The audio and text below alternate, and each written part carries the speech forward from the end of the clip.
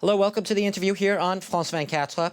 Well, when Burma's new civilian government signed a truce agreement last week with ethnic Karen rebels, it was seen as another step on the country's move away from repressive rule. Now, in recent decades, tens of thousands of ethnic Karen have fled as refugees and ended up in Thailand after their villages came under often brutal attack from soldiers loyal to Burma's military regime. Now, my guest today, who joins me from London, is Zoya Pan, and she was one of those refugees. Pan was a teenager living in a bamboo hut in Burma's remote jungle when all of a sudden one day, Burmese army showed up and attacked her village. She escaped to Bangkok first with her mother and father and ended up later on in 2004 claiming asylum in the UK. And today, Ms. Pan is the campaign manager for Burma Campaign UK, trying to raise awareness about what's going on in Burma. Welcome to the show. Thank you very much for joining us today. Thank you very much. Zoya, I want to, talk about the army, first of all. In the outside world, it's abstract. We talk about how brutal this military regime has been, the army itself. You saw it up close. This army changed your life forever. Could you tell us, Zoya, about the day the Burmese army attacked the village where you grew up? Yes, I was born in the eastern part of Burma in Karen State. And twice I was forced to flee for my life. That's because the attack by the Burmese army. The first time was when I was 14, and the second time was when I was 17. And I remembered the first time we were attacked with air bombs and airstrikes. And as children, we were just so terrified, and we didn't know what to do. And my mother said we had to run for our lives. And we were given very short time to pack our stuffs, and I had few clothes and some food, and we had to run for our lives in the jungle, and we ended up in Thailand as a refugee. And again, when I was 17, after I went back to Burma in another part, and it was on my exam, the final exam day. I was doing my homework and I was preparing for the exam, and suddenly there was mortar bombs and explosions, and everyone were forced to flee for our lives there.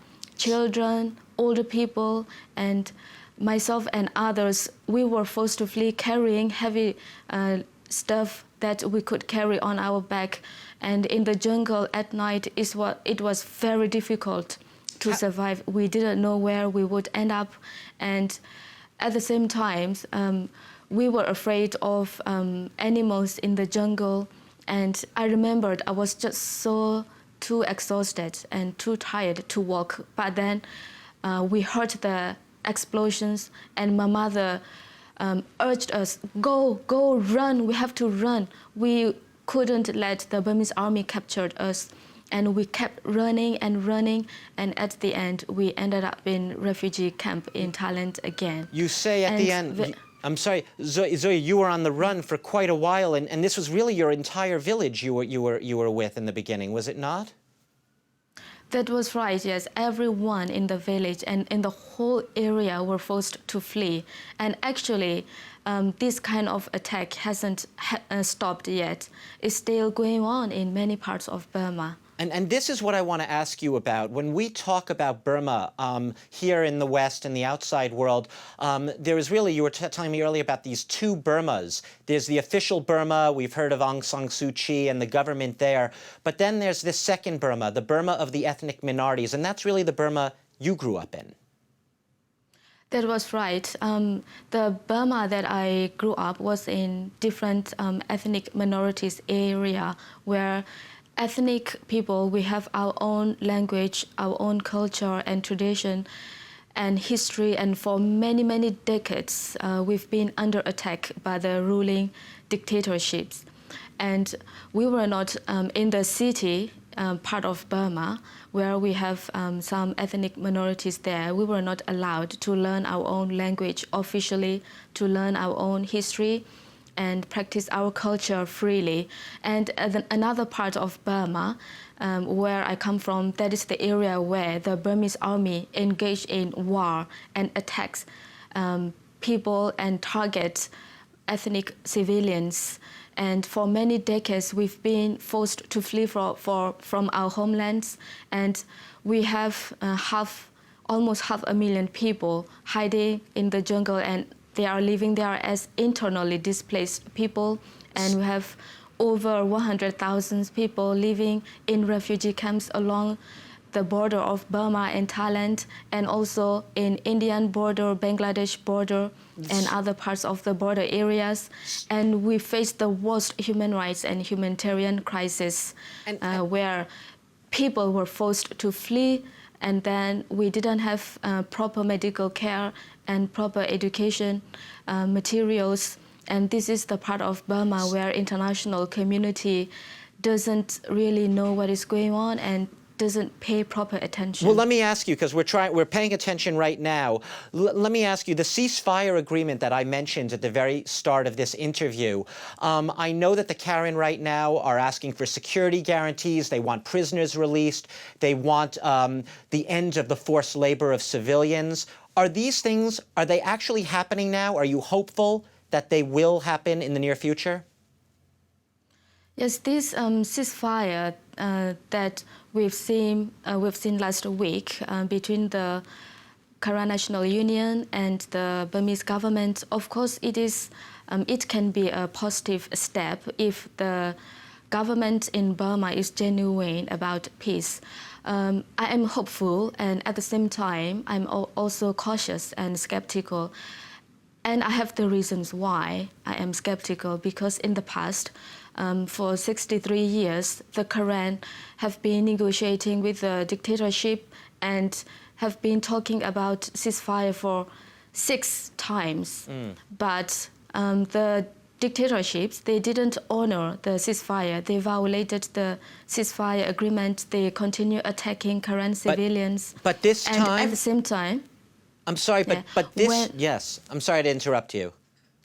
Yeah, that is one point. And the second point is ceasefire in Karen area alone cannot solve the problem in the whole Burma. When the government is talking about ceasefire with the Karen and the Chin and the Shan, at the same time, they launch attack in Kachin and other areas and attacking civilians, and it is unacceptable. And at the same time, this ceasefire is just a platform for political process. Because I'm sorry, Zoya, I want to ask you about that. You're saying it's a platform for a political process. Do you trust that the president now, Thein Sein, of the country, do you trust this time he's serious? Or do you think it's just a bunch of words? I mean, he's a former general himself, is he not? Actually, it is difficult for me to have trust in the military because of the experience that we have in the past, that they violated the ceasefire agreement, and last year they have broken 3 ceasefire agreements with ethnic armed groups. And again, while they are talking about ceasefire, they continue attacking civilians in different other parts of Burma. And without concrete pressure from international community and from within inside Burma, I don't think that the government in Burma will voluntarily continue to talk about peace and have genuine democratic reform in Burma. The important point here is, if the government is genuine about peace in Burma, the first thing that they need to do is to release all political prisoners in Burma. At the same time, to stop attack against ethnic minorities in all parts of Burma. These attacks, I'm sorry, Zoya, I'm sorry to cut you off, but are these attacks continuing right now? What's your latest information? Ceasefire is signed. Are these attacks continuing? Within the Karen area, we've seen the military, the Burmese government, they reinforce their military supplies in different parts of Burma. And we also see some reports that human rights violations hasn't stopped yet. So to get the guarantee for the human rights violations by the Burmese army to be stopped, we need to see a genuine political dialogue that the dictatorship in Burma commit to a nationwide ceasefire first, and then have a political dialogue that guarantee autonomy and security and equal rights for the Karen, for all ethnic in Burma. And not just the Karen, but all the groups. We're running out of time, Zoya. I just want to ask you very briefly, Aung San Suu Kyi, we haven't talked about. What do you think of the fact that she right now trusts the generals? Do you trust Aung San Suu Kyi?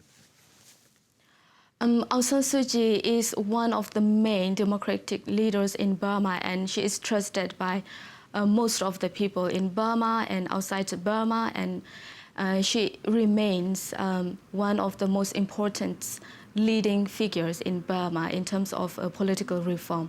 And she is trying her best to have change in Burma, and she is trying to use the government system within that system, and then try to use every tool she can to have genuine change in Burma. Zoya Pan, we're going to have to leave it there. I thank you very much. You are the campaign manager for Burma Campaign UK, trying to raise awareness about poverty and education issues in your homeland, but also among your people. And you've joined us today from London. I just want to mention to our readers, you saw in the beginning, we showed your autobiography of your early life and you having to flee your home, your native home in Burma. I thank you very much for joining me today and sharing your thoughts on the changes underway in your homeland. Thank you.